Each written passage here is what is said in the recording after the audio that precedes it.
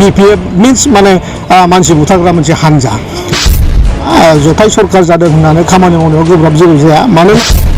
जोंनि खामानि मावनांगौनि जि स्पिड बे स्पिडा बारा जादों आरो जों बांसिननिफ्राय बांसिन टाइम होनांगौ जादों जेरावनोखि जों हरसे सानसे जों खामानि मावनानै जों दा माने आंहा मोनसे समाव गावजोंनो एखेलगे खामानि मावग्रा जि माने आइजोमोन बे आइजोखौ बिथाङा रेप खालामनायनि मोनसे सेस्था खालामदोंमोन आरो बे खारन बे समाव जों बयबो मिथिगौ BPF हानजाया माने गोदोलांनाय मोनसे नाव बे नाव ओरैनि दिनाव बे समाजाव आरो BPF होननाय मानसि बुथारग्रा बे हानजाजों सोरबा जइन जानाया बे जाहोन जानो हाया खारन बे समाव जों बयबो मिथिगौ BPF हानजाया माने गोदोलांनाय मोनसे नाव बे नावआव आरो रावबो गाखोनो लुगैया ओरैनि दिनाव बे समाजाव आरो BPF होननाय मानसि बुथारग्रा बे हानजाजों सोरबा जइन जानाया बे जाहोन जानो हाया खारन BPF मिन्स माने मानसि बुथारग्रा मोनसे हानजा आरो बे हानजाखौ दिनै मा लांखावनो रायजोआ माने गावनि बिखानिफ्राय गावनि गोसोनिफ्राय बे हानजाखौनि नामखौनो दिनै माने खुगायाव लालिया बेराफारसेथिं UPPLआ जेब्ला मेसिभ मोनसे माने मेम्बारशिप ड्राइभ खालामनायनि थांखिजों खामानि मावगासिनो बिथांमोना बेखौ फल' खालामदों आरो आं बिथांमोनखौ दिनै बुंखायो दिनैनिफ्राय 10 साननि भितराव गोबां जायगायावनो हाजार माने BPF कर्मकर्ताफ्रा माने UPPLआव जगदान जागोन थिग बिदिनो मसलपुर समस्थियावबो फैगौ 10 दाननि गेजेराव 3,000निफ्राय 4,000 BPFनि वार्कारफ्रा जइन जानो थांगासिनो दङ आरो आं बुंनो सानदों मसलपुराव बेयाव जारिमिन जानो थांगासिनो दङ बे ओनसोलाव सासेबो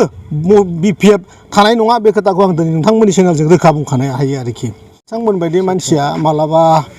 लामा गलायाव जौ लोंनानै गोलैनानै थाग्रा मानसि टाइपनि मानसि बायदि सानो आरो थेवबाबो बिथांनि बेकग्राउन्डखौ जों खबर लानानै मोनथिदों बिथाङा मोनसे समाव गावजोंनो एखेलगे खामानि मावग्रा जि माने आइजोमोन बे आइजोखौ बिथाङा रेप खालामनायनि मोनसे सेस्था खालामदोंमोन आरो बै समावनो बिथाङा रायजोफोरजों सेन्देलनि माला गानहोजादोंमोन ओंखायनो बेफोरबायदि मानसिनि खोथाखौ दिनैनि दिनाव बर' समाजाव फिन खेबसे रायलायनांगौ होननानै जों साना बिथांनि बागै बिराद गोलाव बुंनांगौ जेबो गैया बिथाङा सासे द्रांकार जौ फाग्ला मानसि बेखौ लानानै बिराद सिरियास जेबो गैया आरो बेखौ खोनासंनांगौबो जोंनि जाथियाव दिनैनि दिनाव सम फैयाखै आरोखि गोजोननाय मोनदों मानोना जोंनि BTR सरकारनिफ्राय जाहा मानगोनां दावबायसा बर' बिथाङा आंनि समस्थियाव स्पर्ट्सनि मोननै गेलारि जोंनि बेयाव बाननानै होदों नैबे बोसोरनि जोंनि SOPDनि जि फान्ड दं बेजों रायजोफ्रा जोबोद गोजोननाय बावहरदों बिथांनिसिम खारन जोंनि मोनसे समाव गोबाव सम BPFजों बे ओनसोला बेंजादोंमोनबाबो बेफोरबायदि गेलारि जों फिल्डफ्राव नुनो मोनाखैमोन बे बाराव गिबि खेबनि थाखाय बिथाङा मोननै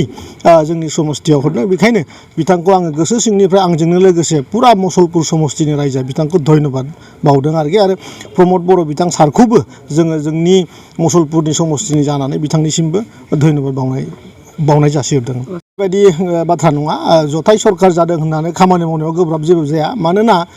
जथाय सरकार जायोबा हयथ' जोङो घगने थाबै जोङो मिटिंखौ जनांगौ जायो खारन वान साइड डिसिसन बे समाव जानो हाया बेखायनो जेब्ला टाइमिंनि मोनसे टाइमिंनि मोनसे गेप थामारो बे गेपखिनिखौ जोङो एडजास्ट खालामनानै मावगासिनो दङ खामानिया बेनि थाखाय जेबो डिले जायाखै जोंनि खामानि मावनांगौनि जि स्पिड बे स्पिडा बारा जादों आरो जों बांसिननिफ्राय बांसिन टाइम होनांगौ जादों जेरावनोखि जों हरसे सानसे जों खामानि मावनानै दा माने मावनांगौ जोंहा दा दायथ' जादों आरोखि